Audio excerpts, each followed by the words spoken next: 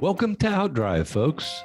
I'm your host, Cliff Callis, and each week I'm bringing you actionable marketing insights you can apply to reach, connect with, and convert rural American consumers. Outdrive is powered by Callis, a full-service advertising agency with a focus on marketing rural America. Callis offers a wide range of integrated marketing services, including website development, search engine marketing, social media, video, and digital. We develop strategic and creative campaigns to build your brand and your business, and you can learn more about us at ecallis.com. Now join me in the front seat as we head out on the road to success. Let's go. Hey folks, welcome to Outdrive. We've got another great story to share with you today about life and work in rural America, where community, youth, and agriculture all play a significant role in our culture, and which serve as a focus for our guests today. Doug Fish is the CEO of BTC Bank, a fast-growing and innovative financial institution with 23 facilities throughout Missouri. Doug grew up on the farm, and he earned his college degree in business, which he has put to work in a variety of banking positions. BTC and Doug headquarter out of Bethany, Missouri, and their bank makes more loans in the agriculture industry than any other bank in Missouri. They also have many special and unique programs to promote youth and agriculture in the communities they serve. They have recently opened a branch in our town, and we are excited to have them be a part of our community. Welcome to Outdrive, Doug. Good afternoon, and thank you, Cliff, for the opportunity. Well, I've been excited to meet you and visit with you and learn more about what you're doing at BTC Bank, making some real inroads in our marketplace, building a new bank right now, and want to hear about all that. But I think for some of our listeners, you're a bigger bank operation than I think some people might have known. So we should get into that a little bit. And I really like your new brand. So we ought to talk about how that came to be and what you're doing with that and some of the marketing programs, since this podcast really is a focus on marketing. But before we get into all that, let's just start and let you tell our audience a little bit about yourself. I'm just an old farm boy. Grew up on a small dairy farm in rural northwest Missouri in rural Harrison County. Went to a small rural school that no longer exists, like we have a lot across the state. Left the farm, went to school at Northwest, started down the road of accounting, and decided after 6 or 7 accounting classes that was not a road I wanted to go to. I was doing additional in agriculture, and when I left Northwest, got into finance, worked for the FDIC in the early and mid 80s, and then have been in community banks ever since. Well, with your interest in business and the financial background, what do you think inspired that? Honestly, as a kid going into the bank with my father when he would go in to meet with his loan officer, and that was Bethany Trust Company, aka BTC Bank, 55 years ago. It left an impression that probably took getting out of college and getting into the workforce for a while for that to come back around, and my realization that that's probably a career that I wanted to go into. So it started at an early age. It kind of went dormant for 20 years almost, and then it resurfaced, and ever since it's been community banks across Missouri. That's awesome. And you're with the bank that kind of inspired it all. I opened my first savings account at Bethany Trust Company probably 60 years ago. That's awesome. So I did a little bit of research prior to today, and Sedalia is going to be your 23rd location. You know, I think people might be a little surprised that you have so many banks around the region. And, tell us a little bit about that and how you've grown over the years, and then maybe even what your future looks like. We have grown significantly in the last 10, 11, 12 years. I came to BTC in 2013, had an opportunity to come back home, basically to Harrison County, Northwest Missouri, and succeed my predecessor who was retiring. At that point, we were 6 branches exclusively in Northwest Missouri in about 4 counties. We were well known there. And they had done this prior to my coming to BTC, and we did this a number of times after I came in 2013. De novo branches where we go into a community, set up shop, open a branch, and develop business. And since 2019, have acquired 4 banks. So we've added some locations through acquisitions and de novo branches where, again, we just went into a community, rented a storefront, set up shop, and then eventually built a permanent location. Well, I like the way that you've approached the marketplace here. You bought a great piece of property, which, as I look back on it, I'm amazed that it has sat empty for so many years. I mean, it is a prime spot. I could not agree more. I am glad it did set empty. And when we were ready to make the decision to go forward, it was available. But the traffic count on 16th Street we'll go back and forth in front of our doors is incredible. And so I can't think of a location that I'd rather be with our first branch in Sedalia than 16th Street. Well, I think it's going to be an impressive location and a nice facility. And I think it's very innovative how you started developing the site, but you've placed a temporary location where people can go ahead and start getting to know you and start doing your banking while you build your other facility. What prompted that? Is the market demand so strong right now? Prior to 2019, when we had went into a new community, we were renting storefronts, those kinds of facilities, and then building a permanent building. And in 2019, one of the vendors that we do business with came up with the idea of creating a temporary building out of shipping containers. So the building we have here in Sedalia today is actually 5 shipping containers side by side that conducted or made a building. So we did that in 19 in Trenton, Missouri. We got the permanent building built there. We moved it to Buffalo and did the same thing there with a permanent building. And then we finally got it moved up to Sedalia and opened a couple of weeks ago, as we're in the process of building the permanent building yet today, though. What do you think your timeline is on the permanent facility? Well, if you ask our contractor, it's not going to be my time. I think weather permitting, would love to have been open by state fair time, probably too optimistic, and maybe a late September opening. Well, I'm sure with the marketing team that you have in place, they'll come up with some creative ideas to use that location, regardless of whether you're open permanently or not. Yeah, our ITM will be up and running hopefully in the next 30 to 45 days. We have a message board that'll be out at the front of the property. We can obviously share a lot of information and message and marketing on the message board. So we'll be visible, whether the building is up and functioning even by state fair time, but we obviously will be visible. So again, looking back at history of the bank, you're over 100 years old. I think there are very few banks that can say that. I think it's very impressive. What do you think are some of the reasons for the success?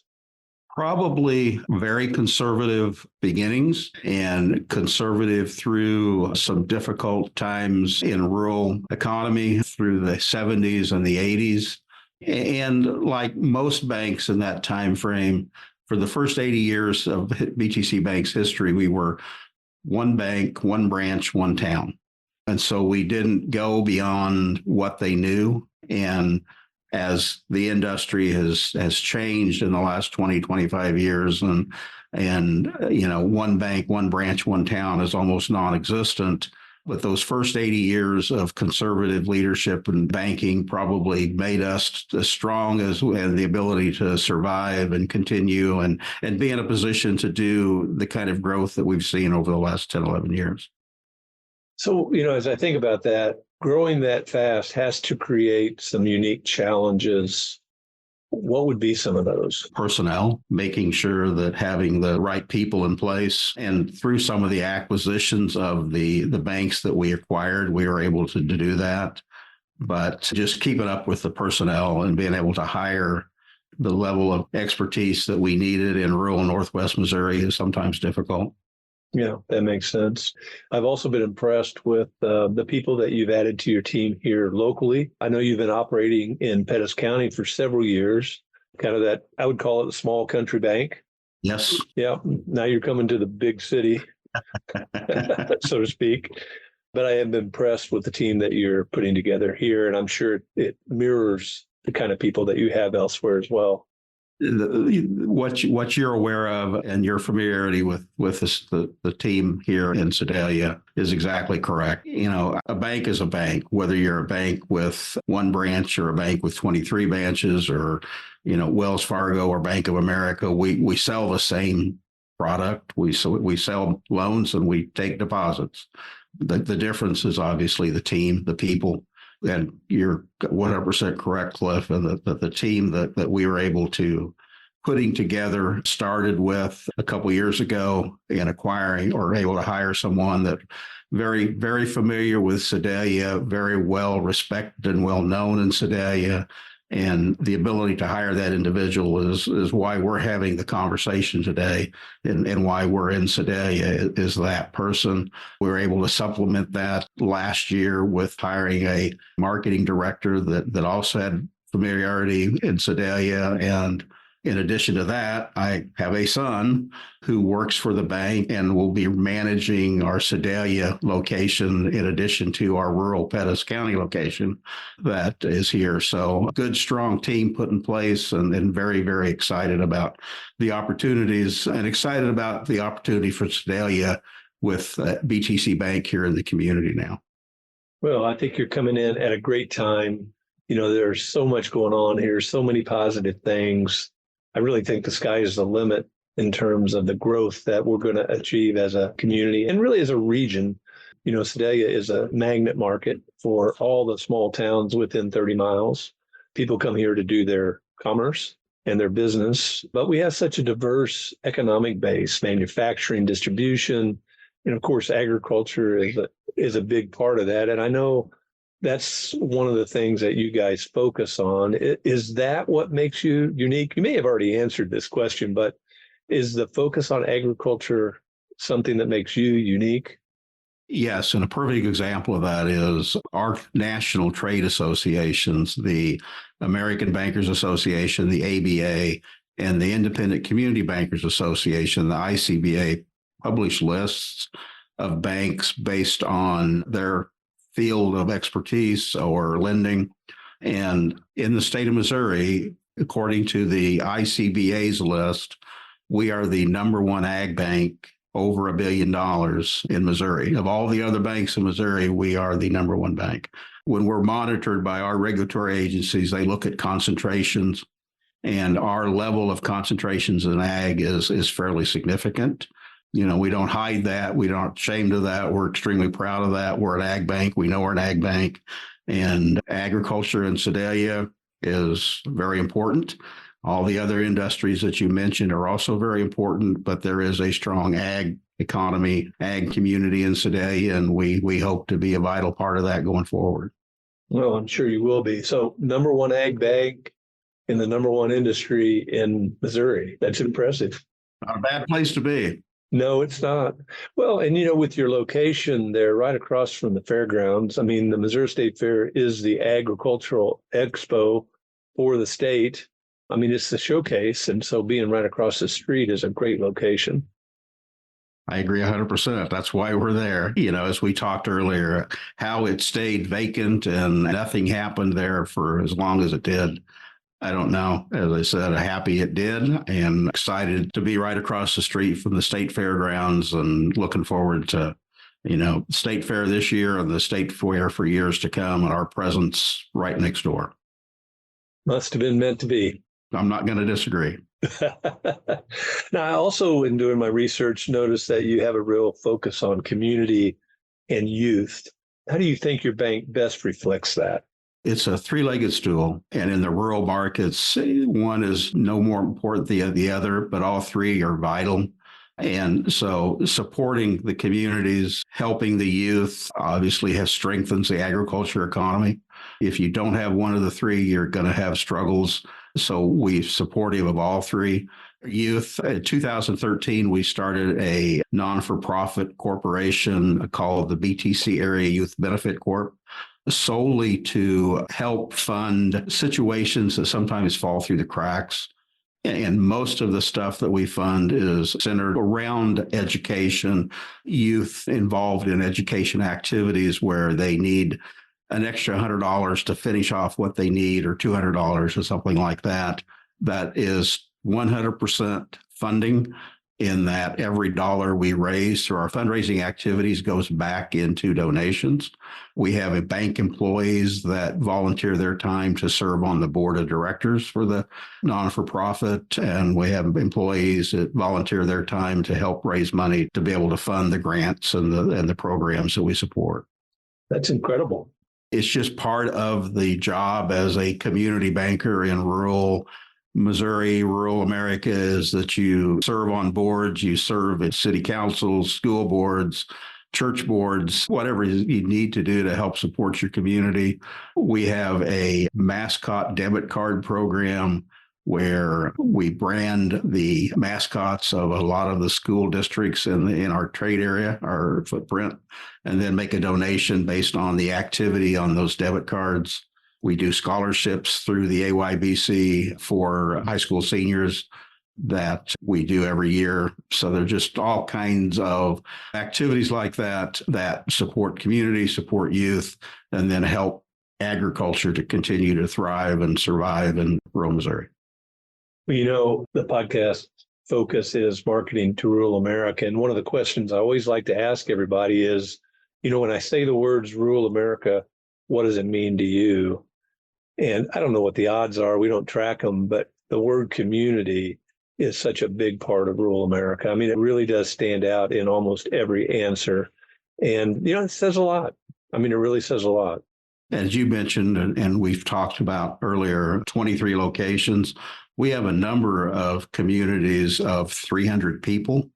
We have a number of communities where we're the only bank in town. And so we are serving communities that if we were not there, they likely would not have a bank. And so while sometimes it's difficult to make the dollars and cents and those kinds of situations add up, as a community bank, and we want to serve every community we can, we made the decision that we are going to keep those single bank communities served with a bank with our being there. The Dollar General of the banking industry. You nailed it 100%. So why did Sedalia first end up on your radar screen? Well, two factors. One, as you mentioned, we've had a presence in rural Northeast Pettis County for a number of years, and that spilled over into some Sedalia activity, some Sedalia customers. My son that I mentioned earlier, who's been managing the rural Pettis County market, lives in Sedalia, along with my daughter-in-law and two grandchildren. So there was obviously a connection there. But also, as I mentioned earlier, we had the opportunity a couple of years ago to hire an individual that, again, very familiar with and very well known and respected in Sedalia. It just made sense. Took a little while to find that right location. And we did that, as we've talked, on the 16th Street across from the fairgrounds. And here we sit today with the branch open and the new building being built, and looking forward to the second location in Sedalia someday soon. Feels good, but it makes sense, doesn't it? Yes, it does. Yeah.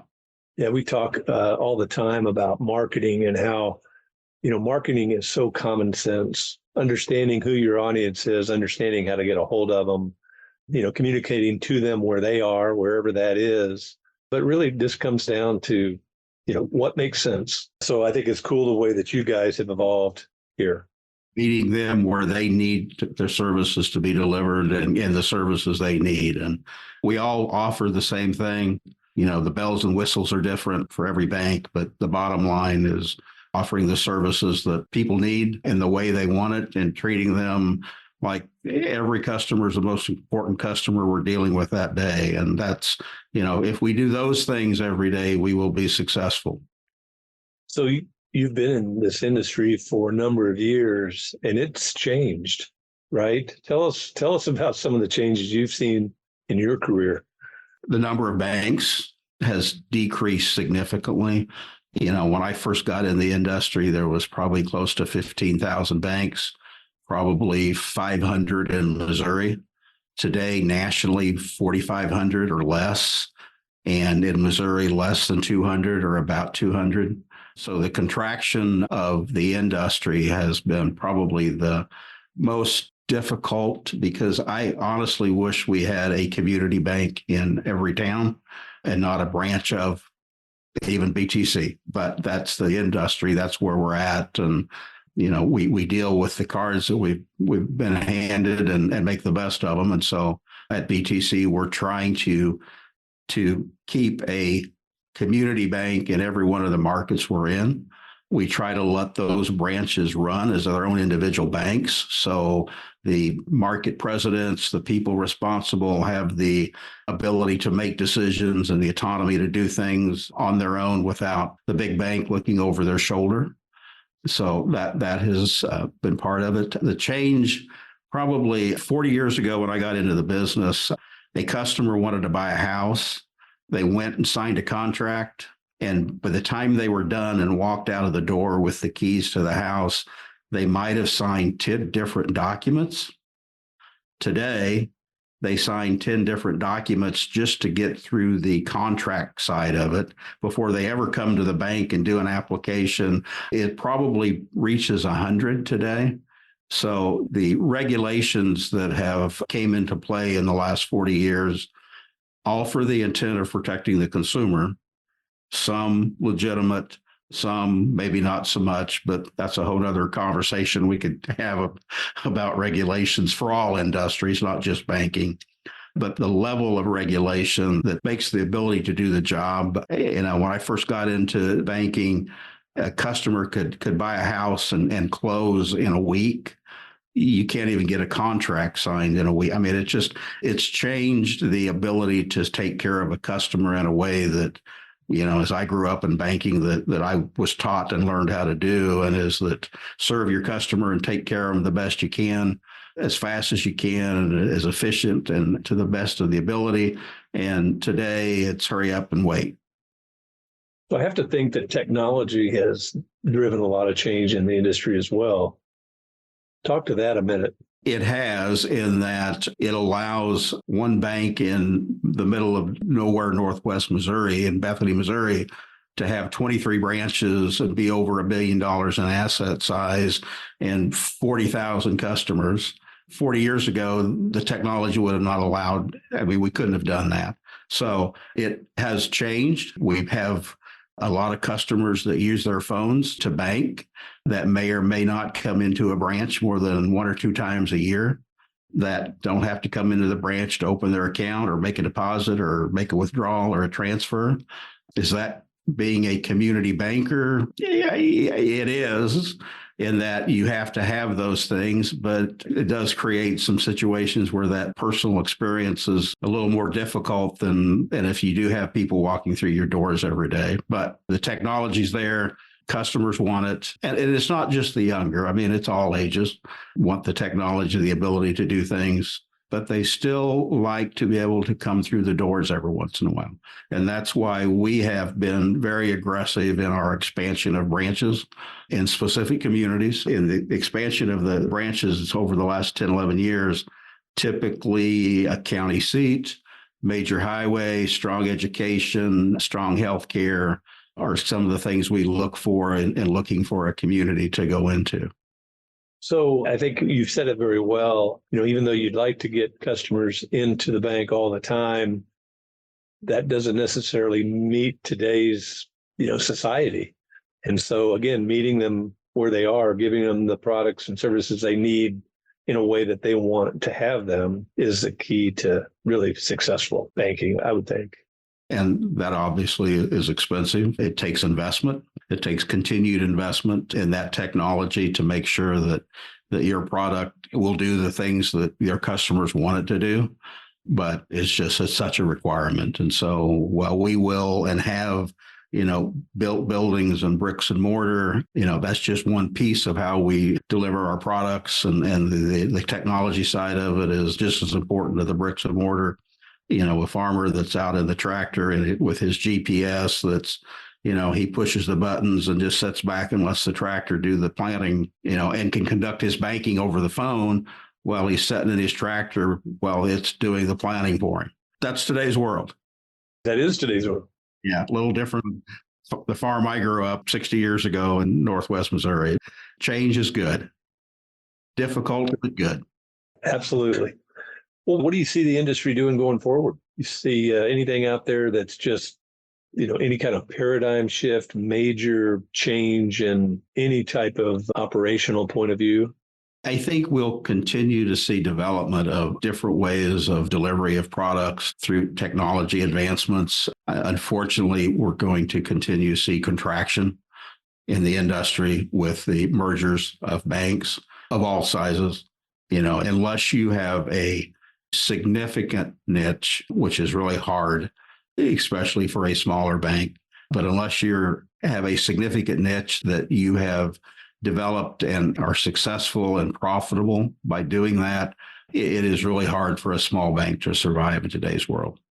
For a number of reasons, the cost of technology, the cost of compliance with regulations, even as simple as based on your level of capital, the size of loan you can make. Because the size of loan is based on the size of your capital, the level of your capital. And with a small bank with capital limitations, a lot of times they can't even be competitive in most markets because, a piece of farm equipment is several $100,000 today. It doesn't take a lot of equipment to be over $1 million. And some banks struggle because of their size to be able to do those kinds of things. So the continued contraction, while I wish it was not going to happen, I accept the fact that it is. And, we will continue to try to be there and be able to take advantage of opportunities that we can keep a community bank in those communities that might otherwise lose their community bank.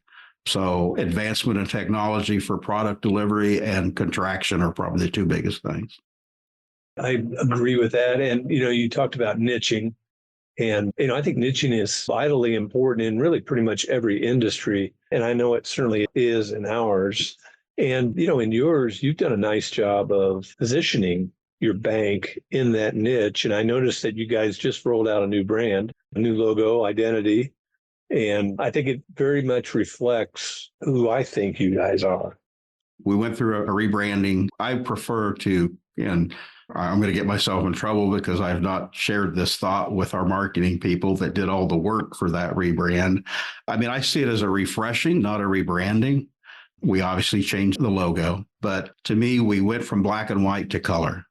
We came into this century, but the first 80 years and the first 15 years after that, if you saw BTC in Northwest Missouri, you knew that was BTC Bank. But as we've got farther away from our roots of Northwest Missouri, Harrison County, Bethany, people didn't know what BTC meant. And so we had to tie BTC and bank together through the rebranding or refreshing and create, I think what is a tremendous logo and a tremendous brand now that will carry us forward for the next 99 years or 95 years till we get to 200 years. I'm sure that it will. And I think I know the answer to this, but why'd you pick the color green? Looks like a field to me, does it not to you? It does. Absolutely. That was one of those softball questions I thought I'd throw out there to you. No, I really like it. Since our focus in this podcast is marketing, and we have talked about, the bank as a product, and we've talked about some of the products and services you offer and how you distribute and deliver your services to your audience, your customers. From a promotional side, from the advertising side, how are you going to roll out this new brand or this refreshing of the brand?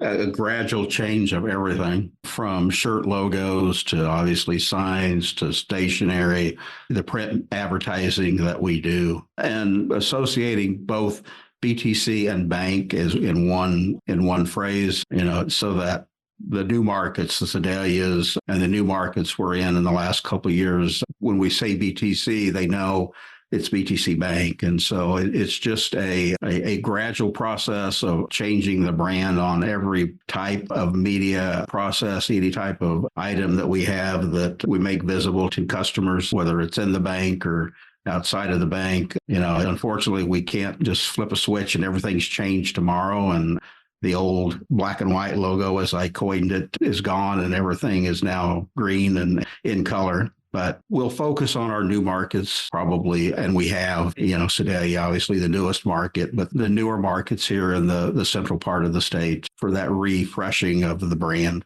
You've been around over 100 years. You've developed a really nice organization. You've had to utilize some marketing programs that were very effective over that time. What do you think would be maybe the one or two best marketing vehicles that you've used over that time? As we mentioned there, talked earlier, our products are no different than any other banks, really. So we got to market our people. And how we do that, the different sources of media, whether we do that, a lot of radio, a lot of in the community involved, visible, doing things. Word of mouth will always be the best source of marketing and public relations.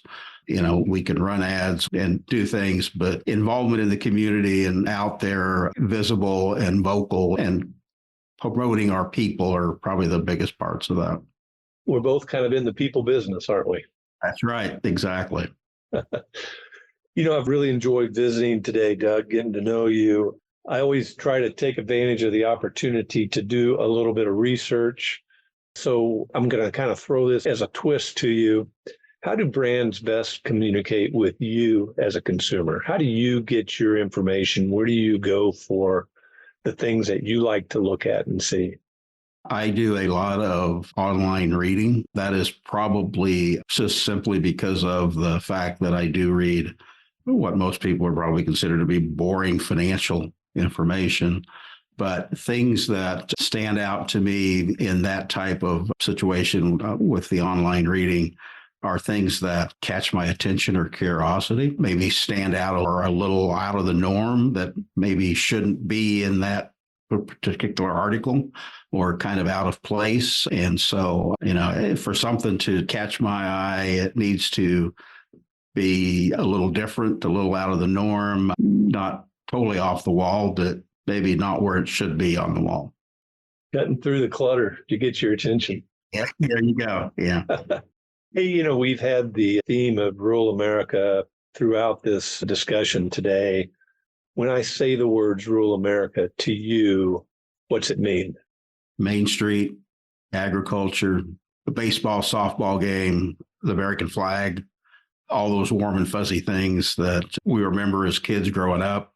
We want our grandchildren to realize and see and enjoy the same kinds of feelings. So it's all those things combined. It's not one specific, just a picture of you're looking down Main Street, you're looking at the park, the ball field, 4th of July celebrations, a farmer out in the field, either taking care of his cattle or planting corn or whatever it is, but just that true American rural picture of life in rural America.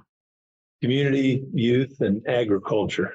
That's the three-legged stool that we live by and will make us and has made us successful and will continue to make us successful in the future is supporting those three things. So as we wrap up today, I've really learned a lot about your bank. If somebody wants to learn more, what would you ask them to do? I would tell them to go into our new location on 16th Street, ask for John Fish, and he can share the experiences he's realized in the years he's been here or any of our staff. But that's the best thing is to have interaction with a BTC employee. We have our website and we have information there that tells our story. But, I'd much rather they listen to our story from an employee than read it online. Yeah, get in there and engage with the people. Yes. The new location on West 16th Street across from the fairgrounds in Sedalia. So share with us now any parting words you'd like to have for our audience that you think they might find interesting or maybe even inspirational. Well, first, thank you, Cliff, for the opportunity. But more importantly, I am so excited of the opportunity to be in Sedalia. I think for BTC Bank and what we can bring to Sedalia, with what we are and what we do and what Sedalia can bring to us in the community.